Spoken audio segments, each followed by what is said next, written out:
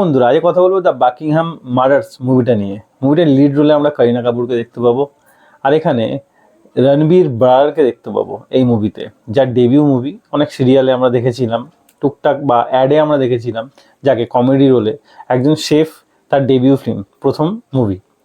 তো এবার বলে দিই মুভির স্টোরিটা কীরকম, আর স্টোরিটা আপনার মুভিটা দেখা উচিত কিনা। মুভিটার লেন্থ হচ্ছে 1 ঘন্টা 50 মিনিট।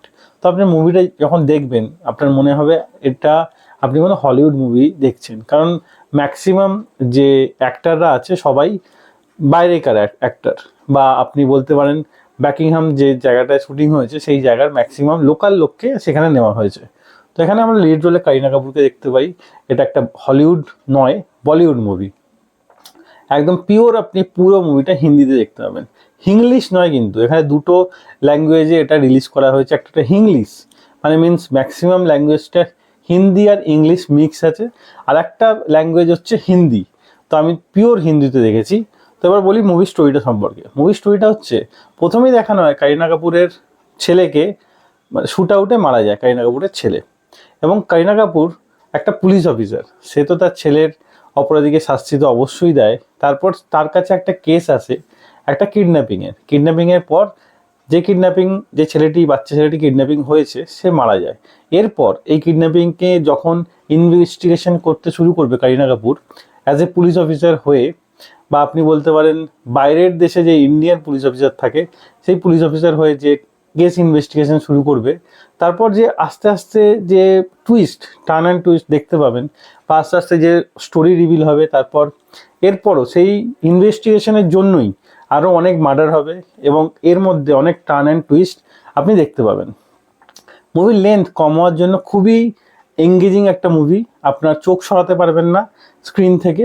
মানে আর করিনা কাপুরের অভিনয় খুব ভালো, আর করিনা কাপুরকে অ্যাজ এ পুলিশ অফিসার খুব ভালো লাগছে। এক পুলিশ অফিসার আপনি ভাবতে শুরু করবেন করিনা কাপুরকে, মানে এঙ্গেজিং, হার্ট টাচিং বলতে পারেন, বা আপনি ক্যারেক্টারের সঙ্গে নিজেকে কানেক্ট করতে পারবেন। যেহেতু এটা হানসাল মেহতার মুভি, সেহেতু আপনাকে লাস্ট পর্যন্ত টুইস্ট এঙ্গেজ করে রাখবে মুভিটার মধ্যে, এবং শেষ পর্যন্ত আপনার মাথা চালাতে বাধ্য হবেন আপনি এর মধ্যে সব থেকে বেশি প্লাস পয়েন্ট মুভির মধ্যে, স্টোরিটা প্রিডিক্টেবল না। আপনি যাকেই ভাববেন এ হয়তো খুন করতে পারে, কিন্তু সে অ্যাকচুয়ালি খুনি না, সে খুন করবে না।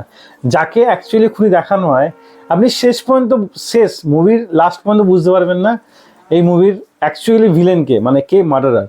তার কারণ এটা হার্ষাল মেহতার মুভি। হার্ষাল মেহতার আগেও আমরা মুভি দেখেছি, স্ক্যাম 2002। হার্ষাল মেহতার ওয়েব সিরিজ আমরা স্ক্যাম দেখেছি, যেটা লাস্ট পর্যন্ত আমাদের টার্ন অ্যান্ড টুইস্ট শেষ পর্যন্ত এঙ্গেজিং করে রাখে মুভির মধ্যে বা ওয়েব সিরিজের মধ্যে। সেরকম আমরা এখানে এই মুভিতেও দেখবো, আমাদের শেষ পর্যন্ত ধরে রাখবে মুভিটার মধ্যে। তো ক্রাইম থ্রিলার মুভি যদি আপনি দেখে থাকেন বা আপনার যদি ভালো লাগে, এই মুভিটা আপনি মিস করতে পারবেন না। খুবই একটা ইন্টারেস্টিং স্টোরি আমাদের সামনে প্রেজেন্ট করা হয়। করিনা কাপুরকে তো খুব সুন্দর অবশ্যই লাগে। আর এখানে রাইটস দেখানো হয়, যে বাইরের দেশে রাইটস কীরকমভাবে লাগে বা দাঙ্গা কীভাবে হয়। এছাড়াও হিন্দু মুসলিমের একটা কানেকশানও এখানে দেখানো হয়, বা পরিবারের দাঙ্গা, পারিবারিক সমস্যাও এখানে দেখানো হয়। মুভিটা যদি আপনার ক্রাইম থ্রিলার মুভি যদি পছন্দ থাকে, এই মুভিটা আপনাকে নিরাশ করবে না, বোর করবে না। একদম টু দ্য পয়েন্ট মুভিটা দেখানো হয়, কোথাও মুভিটা এদিক ওদিক যায় না, একদম টু দ্য পয়েন্টে থাকে। তো নেগেটিভ পয়েন্টটা হচ্ছে একটা গান আছে মুভিটার মধ্যে, আমার মনে হয় গানটা না থাকলেও কিছু এসে যেত না। যাই হোক, তবু অবশ্যই এই গানটাও যদি গানটার মধ্যেও আপনাকে মানে একটা স্টোরি চলতে থাকে তার এবং তার ছেলের মধ্যে, যেহেতু করিনা কাপুরকে প্রথমেই দেখানো হয় তার ছেলেকে খুন করে দেওয়া হয়, মানে ইন্টেনশনালি না আনইনটেনশনালি খুন করে দেওয়া হয়, এবং বা আনসার্টেন বলা যেতে পারে, বা অ্যাক্সিডেন্টলি বলা যেতে পারে। তো খুন করে দেওয়া হয়, তারপর তার ছেলের সঙ্গে যে স্মৃতি, সেটাও আপনাকে এই যে গানের মধ্যেই দেখানো হয়। তো এটা নেগেটিভ পয়েন্ট নাও বলা যেতে পারে। তো মুভিটা ক্রাইম থ্রিলার মুভি হিসাবে খুবই এঙ্গেজিং স্টোরি। আমি এই মুভিকে দিলাম 3.5 আউট অফ 5 স্টার।